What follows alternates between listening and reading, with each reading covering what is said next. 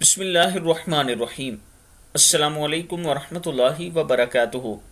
رسول اللہ صلی اللہ علیہ وآلہ وسلم نے ارشاد فرمایا، صبح کے وقت 3 مرتبہ پڑھ لیجئے، اللہ کی ذات سے امید ہے کہ مذکورہ دعا جو پڑھے گا اللہ اسے ہر شے سے عافیت میں رکھے گا۔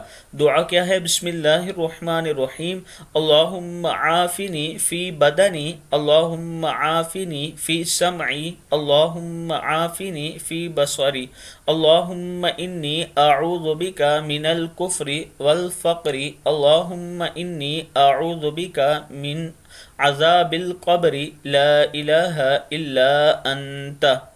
اے اللہ میرے بدن کو عافیت عطا فرما، اے اللہ میرے کانوں کو عافیت بخش، اے اللہ میری آنکھوں کو عافیت سے نواز، اے اللہ بے شک میں کفر و فقر سے تیری پناہ میں آتا ہوں، اے اللہ بے شک میں قبر کے عذاب سے تیری پناہ میں آتا ہوں، نہیں ہے کوئی معبود تیرے سوا۔